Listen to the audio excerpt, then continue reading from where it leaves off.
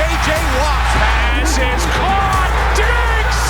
Side the hole! He broke his ankles. Lightning strike from McCaffrey. We're having fun. We get to have fun here. This is what it's all about. The true NFL offseason begins. The draft is now in the past. Don't worry, we got NFL draft superlatives coming at you, but then the real offseason starts and kicks off. I'm going to give you my 3 biggest decliners accumulating from the draft, accumulating from free agency. All of those factors will play into my 3 teams that have declined the most this offseason. That's how we'll wrap up the show. We got a ton of superlatives. My favorite pick from the NFL draft. My least favorite pick, biggest reach, best name of any draft pick in the draft. It is a good one. It is a good one. Welcome into the show. It is episode 50. Very fitting that the first episode of the, air quotes, true offseason, now that the draft's behind us, free agency's behind us, episode 50. Well, welcome into the show. Welcome to the Swank. I'm your host, Ryan Swankowski. So glad you could be joining us on this beautiful Thursday morning here in Austin, Texas. Well, it's a little rainy.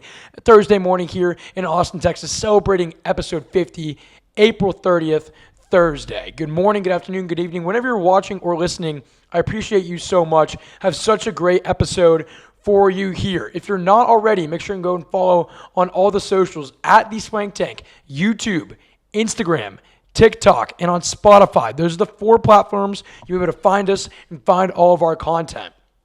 Lots of good content coming your way as we begin the true dark parts of the NFL offseason. But really the most important parts, if you think about it. We got mini camps coming up. We got a lot of things still on the horizon before the season gets started. Got to be locked in. Got to stay tapped in. Make sure to follow on all the socials for ongoing content throughout the offseason. Have to. The draft was great. Don't get me wrong. Free agency was great. Love those periods. But it's when you get into this time period, it gets real because there is no major event. There is no draft. There is no free agency. There is no pure major talking point I come on here and talk 3 hours about, as I usually can. This is where we thrive. You're here for a reason. We're NFL only, 24/7, 365. You got to stay locked in on the NFL true offseason from now until really mid to late July. This is the time. So I know you're here because you love the NFL and you just want to stay touched in and tapped in throughout the rest of this true offseason. You're in the right spot. I appreciate you so much. Make sure you're following on all the socials. Got great stuff coming out for the next few months until we hit the season, and then we go to 2 episodes a week. We ramp it all up. We talk DFS. It's going to be a great 2026/27 season, but we've got to get there first. You're in the right spot if you're looking for that content. Appreciate you guys so much. Enough of me yapping about all that. Let's get into our first segment of episode 50. We're going to do NFL draft superlatives. Let's do it. Let's go.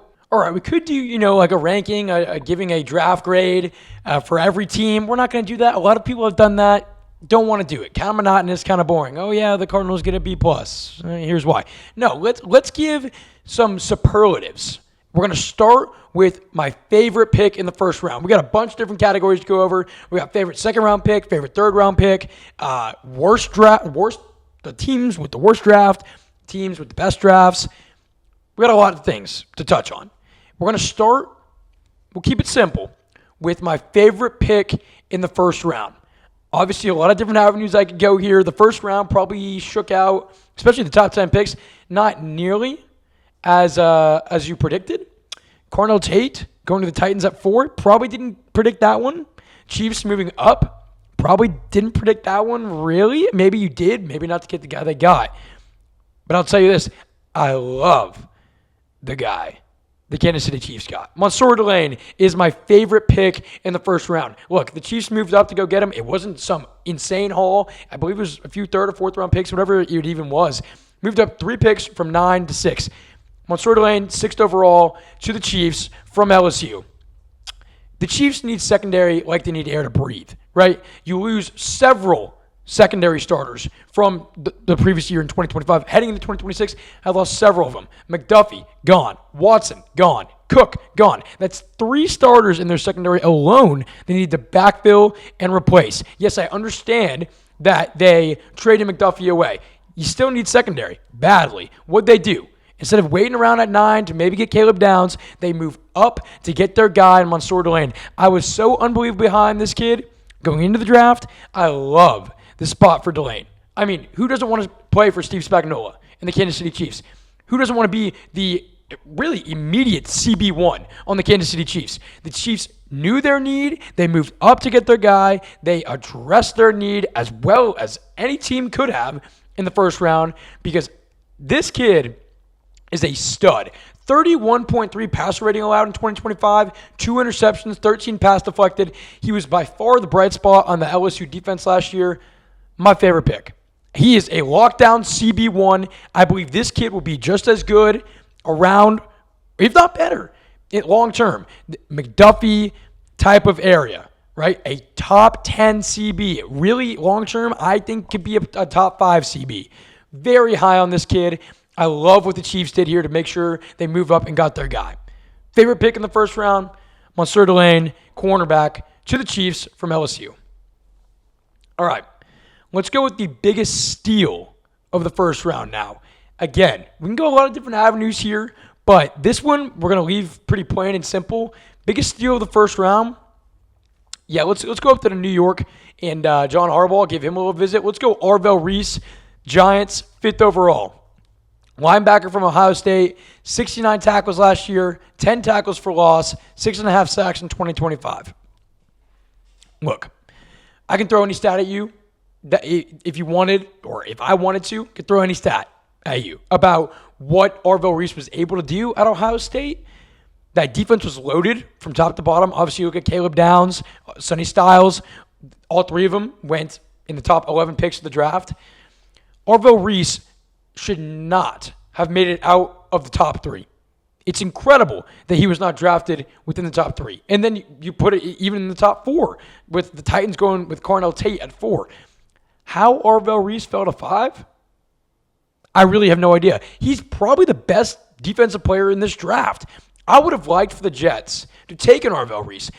I understand. I mocked David Bailey to the Jets because I understood their purpose in drafting him. I understood what David Bailey brings. He brings immediate pass rushing effects to the New York Jets, which is what they need right now on that edge. That's more of a need for them. They filled that need. That was what they needed. So Arvell Reese wasn't necessarily what they needed, but if we're talking in terms of potential, I think Arvell Reese has the most potential in this draft to be an absolute stud on defense. So the fact he went to number 5, the Giants didn't even have to move to land Arvell Reese. By the way, the Giants very much needed linebacker. Yeah, you got Brian Burns, you got Thibodeau, who might be getting traded. You get your core linebacker that can fly all over the damn field for you at pick number 5, who should not have been out of the top 3. Should not have seen it. Should not have been there at 4 to the Titans. Definitely should not have. Arvell Reese, my biggest steal of the first round. Plain and simple there. Swank, why are you picking, a guy who went 5th overall to be the biggest steal? He should not have seen past the 3rd pick. And yet here we are. Giants had a hell of a draft. Hell of a draft for the New York Giants. All right. Let's move on to number 3 here. Let's go with our biggest sleeper of the first round. This is a guy, indeed, that was in very much the later half of the draft, really the back end of the draft. Talked a lot about him last week on the show. I knew he was going to go first round. He was mocked in several drafts to go second round, early second. I knew this kid was going first round. And we projected him to go first round. We actually had him going to Seattle at 32. He went to Miami, 27th overall. Let's go Chris Johnson, cornerback from San Diego State. Corner to Miami, 27th overall. 4 interceptions in 2025. 2 of those 4 interceptions went for pick 6s. 0 touchdowns allowed last season for Chris Johnson at San Diego State University. This kid is a beast. He is a beast. He will be your CB1 of the future. Will he be a Surtain, Stingley, and what I think to be a Mansour Delane-esque player? He has the potential to be. I'm not going to, come on this show and say that to you immediately. I will tell you he absolutely has the attributes and the potential to be just like that. Just like a Sauce Gardner. 100% he does. Chris Johnson, biggest sleeper of the first round in my eyes. Miami needed any position possible outside of quarterback, Arch Manning potentially next year, Malik Willis ain't going to do it. I mean, what are we doing here? Overpay. I say it every show, but overpay Malik Willis. No point for them doing that. You have Quinn Ewers in the room.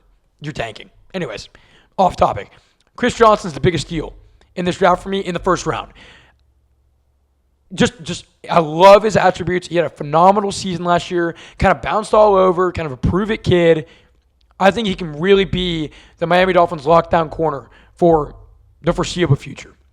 Again, Miami needed a lot of different positions. They still need a lot of positions. Did they even address wide receiver? Surely they drafted one wide receiver, right? I'll have to go look at their full list. They drafted like 13 players. I'm sure one of them was wide receiver, if I'm not mistaken. They drafted 3 Longhorns. It's literally the Miami Longhorns over there. Love it. Hook 'em horns. Let's go. They need a lot of different skill positions.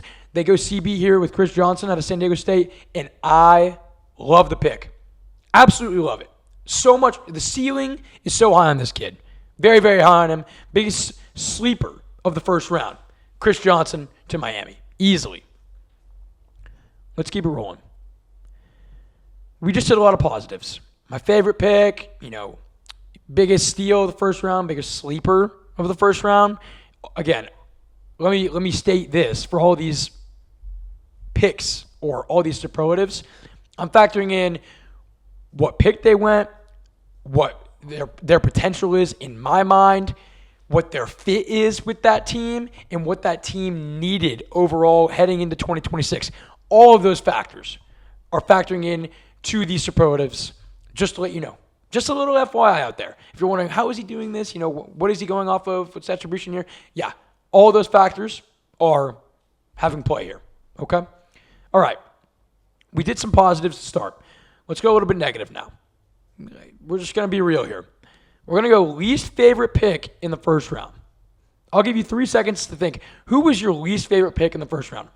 For all the reasons I just listed, right? Fit for the team, what they needed going into 2026, where they went in the draft order. Was it too high, too low? Well, in this case, probably too high, right? Could have gone way later. All these different factors, right? Whether I like their potential or not, whether I like the player in terms of their ceiling or not, all these things factor in. What do you think? Who was your least favorite pick in the first round in terms of all those factors? I'm going to go Caden Proctor, offensive lineman, to Miami, 12th overall. So I gave Miami my biggest sleeper of the draft and Chris Johnson. I give them my least favorite pick in the first round, Caden Proctor, 12th overall to the Miami Dolphins. He has a lot of potential, so that checks a box for me. But supposedly, this report came out Wednesday or maybe even Tuesday. They're going to try to play him at left guard. I don't love that. He can kind of be shifted all over the line. He could be tackle. He could be guard. It's going to be kind of a test. If you're drafting 12th overall, you're the Miami Dolphins. I understand you have time, during this rebuild to maybe take a few more risks, right? You're not in win now mode. You don't have to nail the pick. You can maybe go with a guy that's a little bit more unproven, a little bit more raw. Maybe we'll need a little bit more time. Totally get it. But if we're talking Caden Proctor, you're going to now put him at left guard. It could be good. It could be a major fail. 12th overall was very much too rich for me. A lot of mocks had him going back and first round, maybe even the last 10 picks in the first round. That's where I saw him going. He's had really, really high moments. He's had really, really low moments. He's been kind of all over a little bit. At 12th overall, I thought there'd be, I would say, almost more value, quite honestly, because I think Proctor could have been there a little bit later if Miami wanted to trade back up with that pick. They got 27th overall, Chris Johnson. Maybe things could have shaken out a little bit differently. Ione was there, who's now on the Ravens, Vega Ione, who's a true guard. He's probably going to play guard. I mean, that's where a lot of his experience was in college. Like, if you're going to move Proctor over to guard, according to reports, why not go Ione? Maybe they think Proctor's ceiling's higher. Very fair. But he's raw. He's been inconsistent at times. I think he could have gone a little bit later in the first round. So that's my least favorite pick in the first round. I understand Miami's got a lot of holes to fill. Is there a chance Proctor's a bust? Yes. Is there a chance Proctor is a top 5 tackle/guard? Yes, there is. Miami, I understand you have time to take the risk. He went a little too early for me, and it is a risk. It is a risk. If you're trying to build the trenches to really get the rebuild kicked off, was this the best pick you could have made if he's going to play guard, especially? That's a question we're going to have to wait to see the answer to. So we'll go Proctor, least favorite pick in the first round. All right, moving on here. We're going to go biggest reach in the first round. It could have been Proctor, but I put him as my least favorite pick for all the reasons we just listed. Biggest reach in the first round. And this guy, believe it or not, went very late in the first round. Let's go with Caleb Lomu to the Patriots. 28th overall was my biggest reach. I don't think he should have been a first rounder. I don't. And for these reasons. He was a 2-year starter in college. So just 2 years of experience. He was a redshirt sophomore. So 2 years of starting experience in college. Still very raw. Still very unproven. Some quotes I saw. I believe this was Greg Zurlin, who's big NFL draft, analyst. I'm going to steal a quote from him here. He said, quote, "This player is," of course, put air quotes around this, "under construction." Are the New England Patriots in a spot to draft a player that is viewed as, quote, under construction? No. The New England Patriots just made the Super Bowl. Why at 28th overall are you going with a offensive lineman who is, quote, under construction, who is very raw, who only has 2 years starting experience?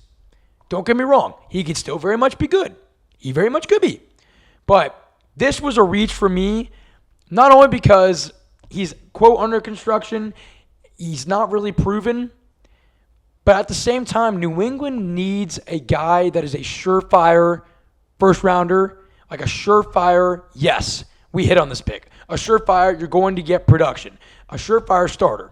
Because New England was, 3 quarters away from winning a Super Bowl with their very young, star-studded team. If I was New England, I'd be looking for a guy I can confidently say, yeah, we're good. This guy's not even going to be a starter at this exact moment. You could always use more alignment. Always. Did New England need to go O-line here? No. Did they need to draft Caleb Lomu here? No. Will he have an immediate effect on this team in terms of starting ability? Maybe, but probably not. So why go Lomu? I understand if you want depth, great. Get that in the second round. Go get you a home run pick here to help out more in the defensive trenches. You lost Chase on in the offseason. Maybe address that a little bit more. I know you brought some guys in. Maybe address that a little bit more. Stephon Diggs. Maybe address the wide receiver room a little bit more. Oh, wait, but A.J. Brown's coming in, so I get that part. Not confirmed, but essentially confirmed. I just think New England could have used this pick a little bit better. Lomu, unproven, raw, has some work to learn. I would have just liked a more of an immediate impact player for the New England Patriots here at 28. So we'll go Lomu, biggest reach in the first round. Okay. Let's now move on past the first round. I'm sure you're tired of hearing about it. Everybody's talked mainly about the first round. Let's get into some more fun overall superlatives here. Let's go with the second round. Let's go. All right, next superlative up. Let's go favorite pick from the second round. A few different guys I could have gone here. Absolutely. Loved the value that was there in the second round, especially at the start of the second round. This guy actually went a little bit later in the second. Let's go C.J. Allen to the Colts at 53 overall. Honorable mentions here, McDonald to Houston, Anthony Hill to the Titans. We're going to go C.J. Allen, 53rd overall pick to the Colts. Linebacker from Georgia. Played every game in 2025. Led the team in tackles with 88 total tackles. He had 3.5 sacks. He had 8 tackles for loss. This guy is a freaking dog. We know Georgia ball players. I mean, you just get it. You get it. You hear Georgia. You hear defense. You understand what's going on. You already know what's going down. This is going to be an immediate plug and play for the Indianapolis Colts. They lost Zaire Franklin in the offseason. You needed to backfill the linebacking core just a little bit. C.J. Allen here provides great value. A guy that had, the green dot on in college, leading the defense, calling the plays, led the defense in tackles, has a good amount of experience, played in every game in 2025, so you've seen the durability. A lot of upside here with C.J. Allen. You always know the Colts love a guy like this. Love a guy. Yeah, you saw it in Zaire Franklin. I believe he's on the Packers now. You saw it with him. You remember Darius Leonard in his prime? The Colts love a down-nosed linebacker that can control the field and control the defense. That's what I think they got that here in C.J. Allen, quite honestly. And this is a Colts team I'm very much worried about, all things considered. Heading into 2026, I think they're going to be a major decliner when looking at the grand scheme of things. We'll talk more about them next week. Next week, by the way, a little mid-episode plug here, we're doing a free agency and draft. So heading into the true offseason, full 32 team power rankings next week. Next week's show, you do not want to miss it. Absolutely can't miss it, don't want to miss it. Huge episode next week, breaking all this down. I will tell you, the Colts will be low for me. I'm worried about them heading into next year, but I'm not worried about their linebacking core just as much now. C.J. Allen to the Colts out of Georgia fits a gap that they needed to fill, and it just fits the Colts mold. It very much does. When you look at Zaire Franklin, who's gone, Darius Leonard, who's in it, no longer in his prime, you get it. C.J. Allen, that's my favorite pick of the second round. Okay. Let's go favorite pick now of the third round. Favorite pick of the third round is Chris Brazzell, the second, 83rd overall pick to the Panthers, wide receiver from Tennessee. My honorable mention here will be Emmanuel Pregnon to the Jaguars offensive line. But Chris Brazzell, the second, 83rd overall. This kid is fast, flashy, and dynamic. Did the Panthers need to go wide receiver? Definitely not. But you look at some of their offseason additions, just a few things they've done. Devin Lloyd came in. Jalen Phillips came in. Rasheed Walker, I believe, came in on the offensive line from Green Bay, if I'm not mistaken. And you got some other small, they've re-signed a few guys over there. The defensive line in front very much has been upgraded. And then you look at the wide receiver room. Obviously, you got Ted McMillan, already a top 8 wide receiver in the NFL. Pretty damn close to it, if not. Very talented wide receiver one. Then you got a guy, an emerging type of player that you saw against the Rams in the playoff game in Jalen Coker. Then you have Xavier Legette, who you spent a high draft pick on just 2 years ago. So did the Panthers need to go wide receiver? Definitely not. But I like the value you're getting here in Chris Brazzell from Tennessee. Led the SEC this past season in reception yards per game, 84.8 yards per game from Chris Brazzell. 1,017 receiving yards in the 2025-26 season, 9 touchdowns, 16.4 yards per catch. This was a sneaky, underrated best receiver in the SEC. He was not quite the best, but he was up there. I mean, he had the most reception yards per game in the conference last year. So there's a lot of value here. And he provides a lot of playmaking ability. I very much see that Coker provides that. Legette hasn't quite panned out to be who the Panthers really want him to be, I think. Obviously, Coker's emerging. Tight end, you got some decent tight ends in there. You got your Tavion Sanders. They could use one more hopeful star in the passing game, right? And now you look in the backfield, Rico Dowdle's gone. Yeah, you got Chuba Hubbard. You know, you got some other guys back there. You bring in A.J. Dillon. You know, you got Jonathan Brooks if he can stay healthy.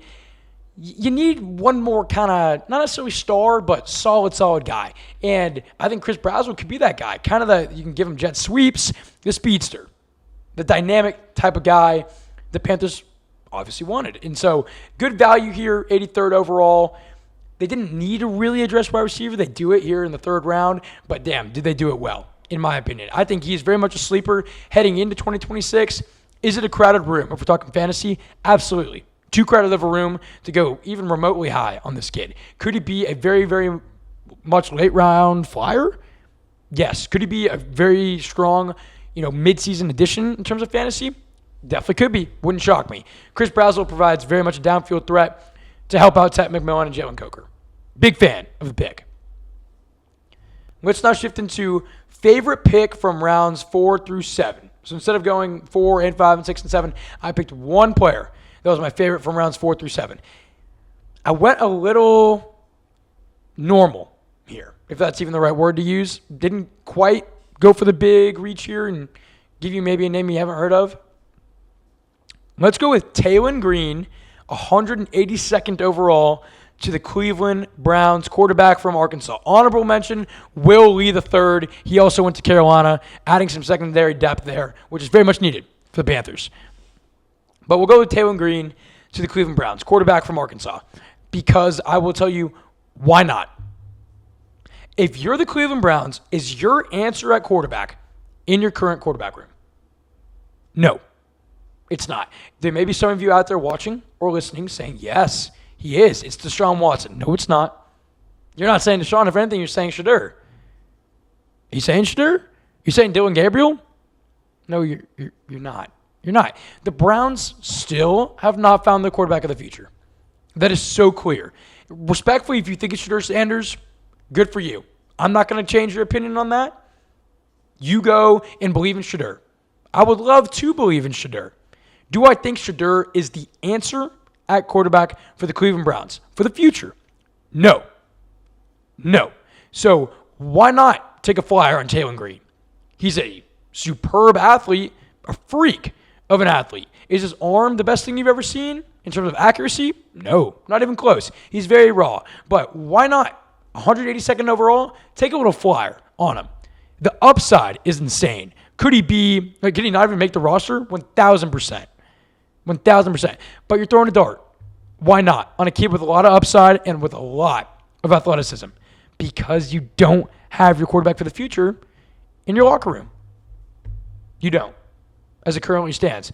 So Taylor Green's my favorite pick for that reason. 27 total touchdowns last season for Arkansas, 777 rush yards, 11 interceptions. Very, very raw, but a goddamn athlete. A freak of nature, if we're talking quarterback athleticism. So why not? That's why I love this pick. Why not? Could he pan out? Sure. Could he be the surprise across the league? We won't know. Time will tell. But I do respect the Browns for continuing to draft quarterbacks, right? If they figured they had their guy, they wouldn't be doing this. They wouldn't, because they just drafted 2 last year. Right? Right? You get it. So why not take a shot on Taylor Green? Why not? Okay. Let's keep it moving here. Those were individual player superlatives. Let's now go into my 3 best overall draft classes. Few teams, I think I got an honorable mention here. I do. We'll go 3 teams. These are the 3 teams I think had the best overall drafts. Number 1, the Las Vegas Raiders. Number 2, the New York Jets. Number 3, the Kansas City Chiefs. Honorable mention, we'll go with the Browns. Those are my 3 with an honorable mention for the best overall draft classes of the 2026 NFL Draft. We'll start with number 1. We'll go through their entire draft haul. Mendoza, obviously. Traden Stukes, very underrated pick, safety out of Arizona. We'll go Kieran Crawford, DN from Auburn. Trey Zune, guard from Texas A&M. Should be a solid piece for them, honestly, on the offensive line. Jamad McCoy, one of the most slept-on picks. Can I say slept-on?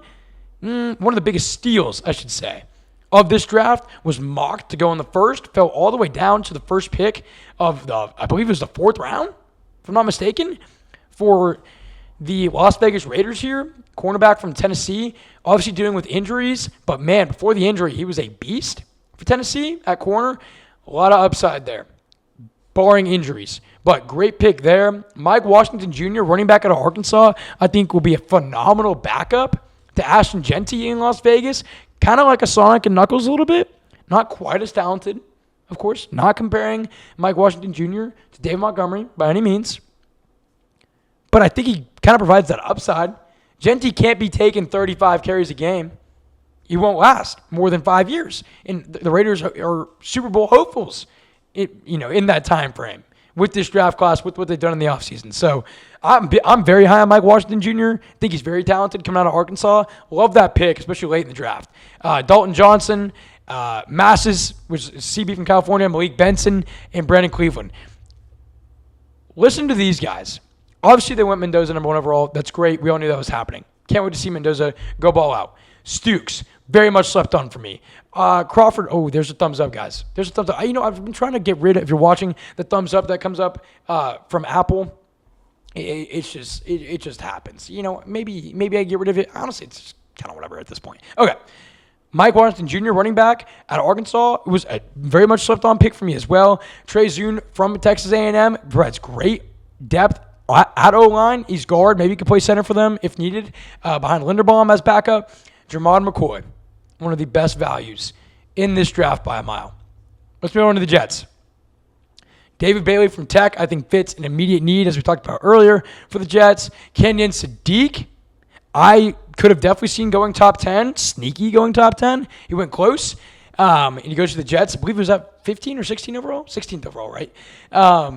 Very, very high on Kenyon Sadiq. What he can do, not only in the passing game, but also blocking for you in the run game. Versatile player. Freaking monster and a beast. Another target for Geno Smith. For that one. Omar Cooper Jr. they get at the back end of the first round. D'Angelo Pons, who was comped as their head coach, and Aaron Glenn, head coach for now. I'll just say that. D'Angelo Pons has a lot of upside from Indiana. Obviously a national champion there with the Hoosiers. Darrell Jackson, Cade Klubnik, they took a chance on, quarterback from Clemson. Why not take a flyer on him? And then you go Inez Cooper, VJ Payne. Their first 5 draft picks were, to me, home runs. Feels a lot of need, feels a lot of voids, and I really like the Pons pick as well at corner. But their first rounders in Bailey, Sadiq, Cooper, A+ from me. We'll give it an A. Could they have gone Arvell Reese? Was it more of a risk? Yes. So went with a little bit of a safer pick, more of an immediate need. With David Bailey, phenomenal draft class, draft haul for the New York Jets, who are very much trying to gain traction and they're rebuilding, but no. Let's be real. It's a full rebuild. They're rebuilding, but they're doing it fast. And they got a lot of draft capital next year as well. Quarterback remains very much TBD. Could it be Arch Manning? Could it be Dante Moore? 1,000% next year. Why not? 1,000%. All right. Third, do people understand how strong of a draft class the Kansas City Chiefs just brought in with Brent Veach at the helm, GM? Do people understand this? Have you seen the Kansas City Chiefs draft class? Home run. And they're not being talked about enough because obviously they're the Chiefs. Obviously, they have Mahomes. They have some amazing star power already on that team. People are very much more focusing on the teams that were really bad, that are trying to rebuild. The Kansas City Chiefs had one of the best draft classes in 2026, hands down. They get Mansour Delane, who we talked about at the very start, at the top of the show, who I'm very, very high on. Automatic CB1. You already start to replace you guys you lost. Cook to the Bengals, Watson and McDuffie both to the Rams, right? Already start to replace those guys. Peter Woods, defensive tackle from Clemson in 2025, probably was going to be a top 10 pick. A lot of value here. Had a little bit of a down year, quote, this past season at Clemson. Still a first-round pick, has a lot of upside. The Chiefs needed to bolster up the defensive line as well. They get Peter Woods at the back end of the first round. Then they go R. Mason Thomas from OU at edge. Kid is an absolute baller. Go watch his tape from last year at OU. Playmaker. We had Owen Heineke on this show 2 weeks ago, linebacker from Oklahoma. He talked a little bit about R. Mason Thomas and what he can do. Phenomenal player. Has a lot of upside as well. So their first 3 picks, I would grade the highest of almost anybody. A+. Delane, Woods, R. Mason Thomas. Defense. Absolutely needed. And I could not be higher on these 3 picks for the Kansas City Chiefs. Crushed it. Then you go with a guy like Kennedy, defensive back from Oregon, got a good amount of experience. Then you go Cyrus Allen from Cincinnati, Emmett Johnson, running back from Nebraska, who I seemingly are very high on. I've heard a lot of good things about Emmett Johnson. Then they take a flyer on Garrett Nussmeier. Their first 3 picks were fantastic. Probably my favorite first 3 picks of any team in this draft. I think the Chiefs crushed it. I think Brent Veach crushed this. You look on offense, you got Xavier Worthy, right? Obviously, Mahomes comes back. He's healthy. You got Kelsey, most likely going to be his last year. You went and got Kenneth Walker in the offseason. The offensive line looks good, not great, but maybe good enough. Then on your first 3 picks, you go defense with 3 who I find and very much believe are studs. 3 immediate impact starters. The Chiefs are very much going to compete at a high level, not only in that division, but in the AFC. That division is insane. Broncos made the AFC Championship last year. The Chargers, who have had a phenomenal offseason, bringing in McDaniels from the Dolphins to be their OC. Not head coach, of course, behind Harbaugh. OC. You get a healthy O-line. They went heavy on O-line again in the draft. Chargers looked very much locked and loaded heading into 2026. Excited to see them. And then you got the Raiders, who are still rebuilding, but will be very much more competitive. Will the AFC West have 3 playoff teams this coming year? It is likely. It is likely. So the Chiefs, they needed to reload, especially on defense. They did that. Home runs across the board. Honorable mention was the Browns. They went Spencer Fano from Utah, Concepcion in the first round, Denzel Boston. They went double, back-to-back wide receiver. Emmanuel McNear-Warren could have been a first-round pick. Got him safety from Toledo in the second round. Austin Barber, Justin Jefferson, linebacker from TCU, and Taylor Green, a few other guys as well. Browns, honorable mention there. Those are my 3 favorite or best draft classes from the 2026 NFL Draft. Let's now shift gears into the 3 worst drafts from the 2026 NFL Draft last week. And I'm sorry if you're a fan of this team. I'm going to continue. I'm not trying to bash them. I'm just being very realistic in what they're doing and how I see them going into 2026. This team, I have no clue what they just did with their draft picks. They didn't have many high ones, I should say. Did not have a first-round pick. They've also lost a lot of talent this offseason. We'll talk about this team also in our 3 biggest overall decliners to wrap up the show in terms of their full offseason that's happened so far. But the worst draft class to me, it's the Jacksonville Jaguars. I mean, didn't have a first-round pick. Then with your first pick in the draft, you go Nate Borkacher out of Texas A&M, tight end. Am I missing? You have Strange. You have Bretton Strange already in your room. Am I missing something here? Was this an immediate need for the Jags? No. Was this a need? Not even an immediate. Was this a need for the Jags? Grabbing Nate Borkacher, tight end from Texas A&M? No. Go look at his numbers from last year. Why don't you just go look? I'm not even going to tell him to. Just go take a look. Go take a look. After that, they go Albert Regis, defensive tackle from A&M. They get Emmanuel Pregnon from Oregon. That's actually good value there, I will say. They needed to address DB much sooner. They waited, I believe, until the 4th round. They got Jalen Husky from Maryland. We'll keep going. Wesley Williams, Tanner Kazol, tight end from Houston. You go double tight end. Okay? Josh Cameron, wide receiver from Baylor. C.J. Williams, wide receiver from Stanford. Zach Durfee, Parker Hughes. Oof. Look, we're not using the show to grade drafts, right? We're doing superlatives, but we're going over the 3 worst drafts. This was the worst draft class. We won't officially know until we see these players on the field. We see how the roster shapes out. Let's see what they can really do. But if we're talking in terms of fit, need, potential, wowza, this is rough. Tight end with your first pick in this draft. And a tight end that last season did not have many catches at all. From A&M. It doesn't make sense to me. It really doesn't. You had bigger needs. A lot. You got guys like, Albert Regis. I like Pregnon. Husky's fine. But, like, their first 2 picks especially, I'm like, what are we doing? You don't want to backfill linebacker with losing Devin Lloyd? You didn't even draft a running back. I understand you have Tootin. I get it. And you brought in Chris Rodriguez from Washington. You don't think that running back room could use a free agent behind them? Or excuse me, a draft pick behind them to compete? Their running back room is Tootin and Chris Rodriguez. Does that scare you? No. Does them losing Devin Lloyd and Travis Etienne have a major effect on this team going into 2026? Big time. Did they backfill? No. Terrible draft class, in my eyes, for the Jacksonville Jaguars. Wishing these players best of luck. We won't know officially until they play. But in terms of if I got to do this right now, it's by far the Jaguars. Easily. All right. My second worst draft class from 2026, 49ers. Look, I have all the faith in the world in John Lynch. I have all the faith in the world in Kyle Shanahan. Always will. We'll never doubt these guys. They are as professional as it gets. They are some of the best in the league, really, all things considered, at what they do. But you don't got a first-round pick. You go DeJon Stribling, wide receiver from Ole Miss. I think he's got a lot of potential. Was it early? Yes. Does he have potential? He does. Maybe that hits. Maybe it does. You have Romello Height, defensive lineman from Tech. Not bad as well. Kalen Black from Indiana. Think they could have gone a little bit of a different route there. Grayson Halton, pretty good. Carver Willis from Washington.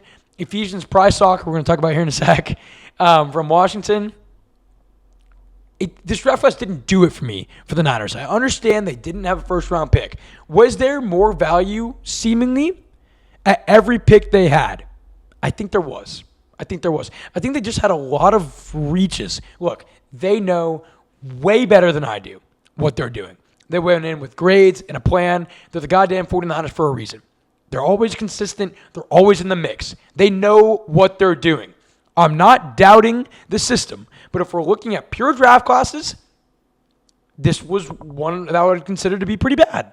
All things considered. Didn't have a first-round pick, just like the Jags. Didn't love what they did. 49ers. All right. Third worst draft class. In my eyes, it was the Patriots. They brought in some guys I liked. Don't get me wrong. But it was the New England Patriots. I don't love what they did here. We talked about earlier Caleb Lomu. Don't love that pick. Not an immediate impact for this team. Gabe Jacobs, like that pick a lot. On edge, needed to assess that. I'm high on him. Like that pick a lot. Edge from Illinois. Eli Raridon from Notre Dame. Okay. Okay. Karan Prunty, CB from North Carolina A&T. Demetrius Crownover, Nnamdi Abiazar from TCU. Baron Morton, quarterback from Tech. I'll let you make of that with what you will. Jam Miller, running back from Alabama. Why not take a flyer there? Quintavious Hutchins, edge from Boston College. Just my favorite pick by far for them was Jacobs out of Illinois at edge. Outside of that, very underwhelming draft class. All things considered for New England. For a team that just was in the Super Bowl. Didn't love it. Honorable mention, the Bears. I say that because I don't think they addressed their biggest need at edge. In fact, they didn't address it really at all. Did they? Did they even draft edge? No. They did not. The Bears' biggest need going into this draft was safety. They drafted. Obviously, they got Dylan Dinneman from Oregon. Safety. Good value there. I like it. Don't love it. I like it. Don't love it. Edge was their main need. They didn't even draft one at all. So I'm not really hating on the class. I do like Dinneman. I always mess that name up, guys. Sorry. Come on now. Logan Jones, center from Iowa. I like that pick. Sam Rush from Stanford makes absolutely zero sense with the tight end room they currently have with Cole Kmet. I believe he's still there, right? And Colston Loveland, obviously drafting him last year high. Don't get that pick whatsoever. Xavier Thomas. Do like Malik Muhammad, don't get me wrong. But the Bears don't think they really addressed their main weakness. That's what concerns me there for the Bears. So those are my three worst overall drafts. All right, our last superlative, then we'll get into our three biggest offseason decliners as a team to wrap up the show. Last superlative here. Best name of the 2026 NFL Draft. The player with the best name from the draft. Easily, Ephesians Prysock. Easily, Ephesians Prysock. 139th overall pick to the 49ers, cornerback from Washington. This is a guy you would hear in that Key and Peele, skit, the East-West Bowl. Ephesians Prysock, cornerback, Washington. Would you not hear that in the East-West Bowl? If that was inserted into that Key and Peele video, you would believe it. You would believe it. I'm wishing the best for this kid. But his name, the best of the draft. You had some other good ones. You got, Demetrius Crownover was a good one. Quintavious Hutchins is another good one. Jam Miller is just kind of a classic right there. Ironically, all those guys went to New England. But easily, Ephesians Prysock wins my award for best name of the draft. Ephesians, maybe I'll try to hit you with a DM, Ephesians. You want to come on the Swank Tank? We are entering the true offseason now. Got to keep rolling out the content how we can. Ephesians Prysock, congratulations. All right, in terms of the NFL Draft of 2026, we're going to start to put that a little bit into the rearview mirror in terms of literally talking about it. Of course, now we're going to incorporate it into our offseason, looking at teams from a draft standpoint, from a free agency standpoint, but It's now the true offseason, people. I keep saying it because it's important for you to know, to stay tapped in here at the Swank Tank, to stay up to date with everything that's going on during this time. But in terms of the literal draft, we're not going to talk about that quite as much, I'm sure, the remainder of the way until the season. Obviously, we'll keep it in mind. Obviously, we're going to keep touching on it. It won't be our main, obviously, focal point.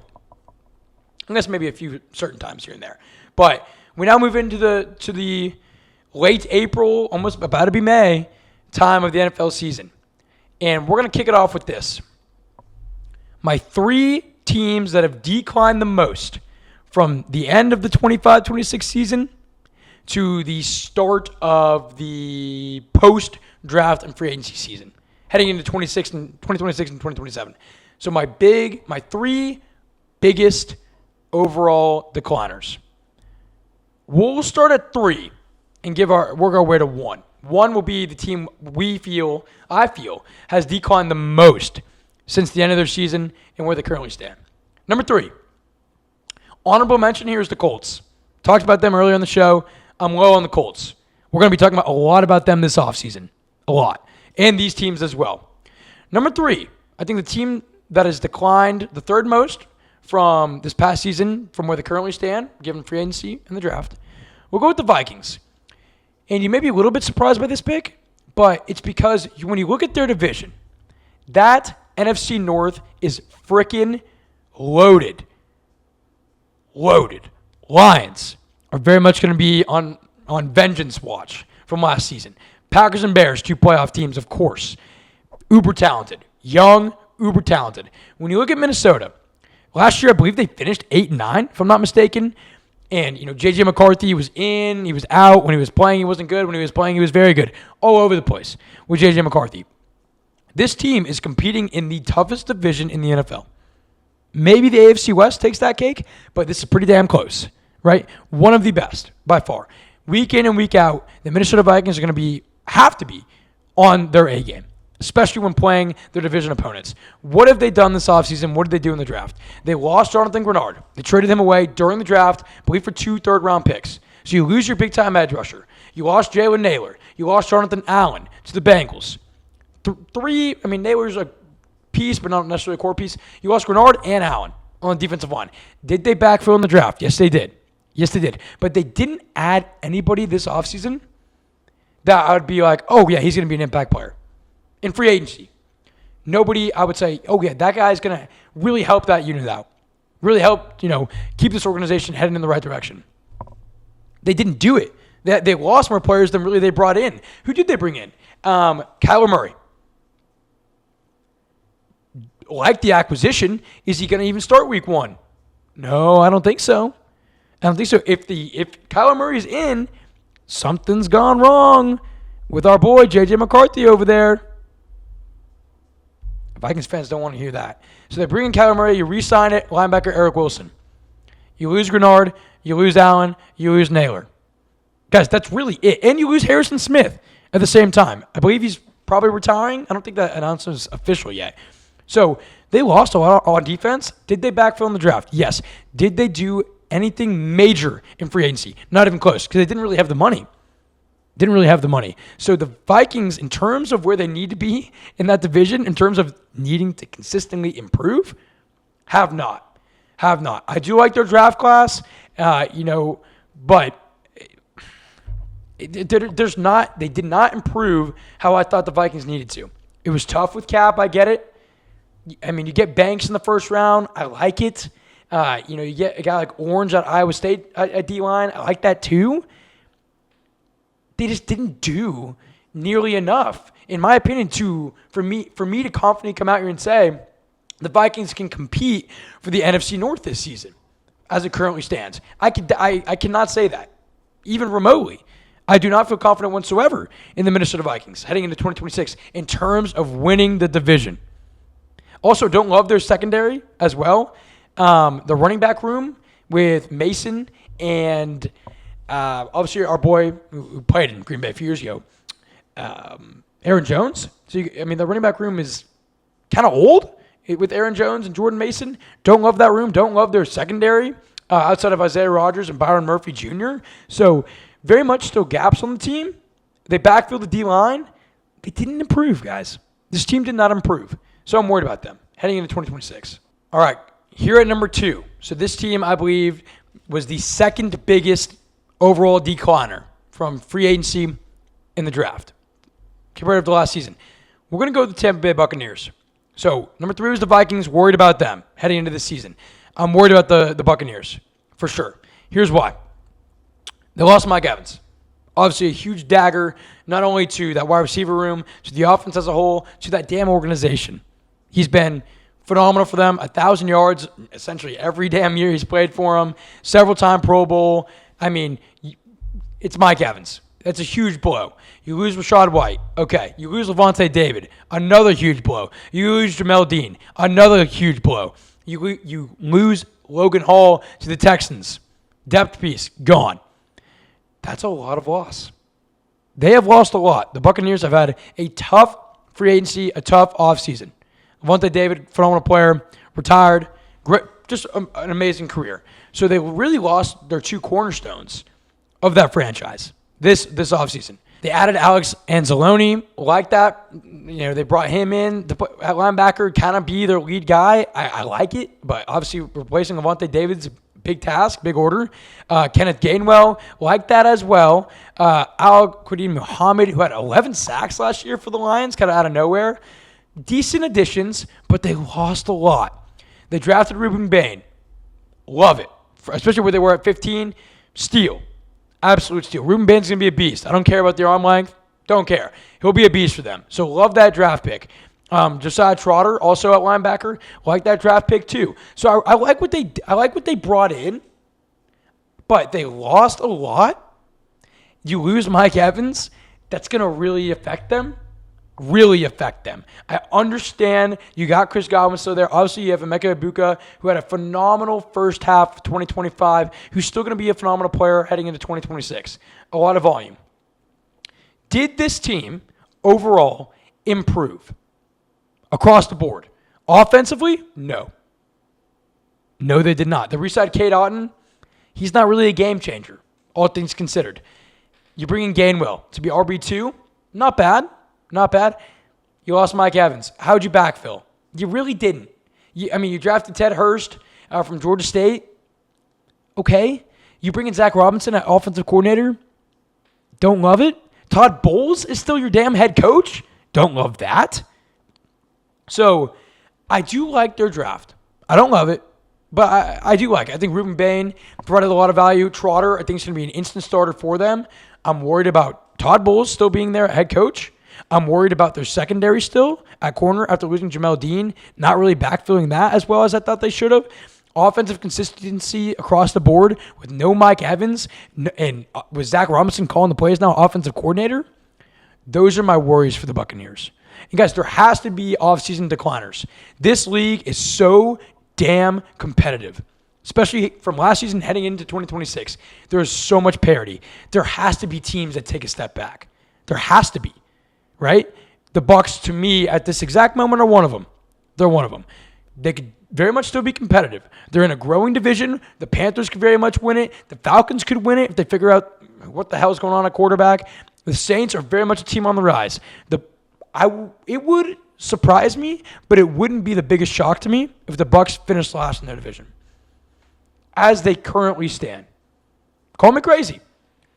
Call me crazy. Some teams got to regress. I think the Bucs were one of them. All right, let's wrap this thing up. Our biggest decliner. So the team I think declined the most from the end of the 25 season to now heading into the 2026 NFL season. The Jacksonville Jaguars have declined the most to me. They lost Travis Etienne, their star running back. They lost Devin Lloyd. 3-year, $45 million contract. You couldn't match that? Unbelievable. They signed Chris Rodriguez. No reaction. That running back room is Tootin and Rodriguez. Does that even crack the top 20? No. I don't think so. I mean, maybe if I'm missing something. They brought in Patrick McCarry. Like that for offensive line depth. I like that they drafted Pregnon. I think they got good value there. Offensive lineman from Oregon. Outside of that, really dislike their draft class. So in free agency, this team did next to nothing in terms of draft. They didn't have a first-round pick. There's a thumbs up yet again. Well, I mean, if you're watching visually, the Apple just loves giving me the damn thumbs up. I'm fired up, if you can't tell. Do not like their draft class whatsoever. That's number one. I don't mind the McCarry signing in free agency, but they lost ETN. They lost Devin Lloyd. You bring in Chris Rodriguez. That running back room very much took a hit. That wide receiver room, is Brian Thomas the guy? I mean, hell, it could be freaking Washington moving forward, right? Who knows? He had a great year last year. Maybe it's him as the wide receiver one. You draft a tight end with your first pick for the Jags in the draft, not a first rounder, their first pick of the draft, which came in the second round. You draft tight end? Overall, I don't understand what the Jacksonville Jaguars are doing or have done with their free agent class and with this draft class. Travis Hunter coming back from injury, right? So to sum it all up, no good. The Jacksonville Jaguars, to me, have taken the biggest step backwards, have been my biggest decliner from the end of the 25 season to where we currently stand looking at the 2026 season, because you lose ETN, you lose Devin Lloyd, who was very much resignable, did not sign for that much in Carolina. Your running back room now consists of Bashal Tutin and Chris Rodriguez. Does not crack my top 20 whatsoever. Their draft class, they go with their first pick in the second round, they go tight end. You have Brenton Strange already there. I don't understand what this team has done. This team won the AFC South. Instead of reloading, they kind of got rolled over in a sense. They kind of just sat around, kind of kicked the can a little bit with some contracts, not trying to bring guys in. You know, James Gladstone, I like the mindset he typically brings, but is he maybe trying to do too much? There's questions all over this team, right? Can Brian Thomas Jr. be the wide receiver one we thought he was, like we saw in his rookie year? Is there enough firepower on that offense? Can Trevor Lawrence solidify that he is the damn guy? Can he do that with this offense they're now given? Time will tell. Time will tell. They're my biggest decliner. And that is our episode 50 of the Swank Tank. Really hope you guys all enjoyed it out there. Again, if you're not already, please make sure to go and follow the Swank Tank on all these socials. Appreciate you guys more than you know. We're NFL only, 24/7, 365. One off-season episode every week. Every week. Well, maybe a week or two off, but come July, because we'll be traveling a little bit. But off-season episodes every Thursday. Come the regular season, we got 2 episodes a week. I believe we're going to do Monday morning episodes and Thursday morning episodes for this coming season. We're going to be working on that. But 2 episodes a week during the season and an off-season episode every week to keep you up to date with what you need. You love the NFL. That's why you're here. You're in the right spot. We will see you guys next week. Huge episode next week. We're doing our post-draft full power rankings. 32-1. So that'll be essentially our final one. Maybe we'll do one more right before the season starts. But really our off-season power rankings, 32-1 next week. Don't want to miss it out Thursday morning. Appreciate you guys so much. We'll see you next week.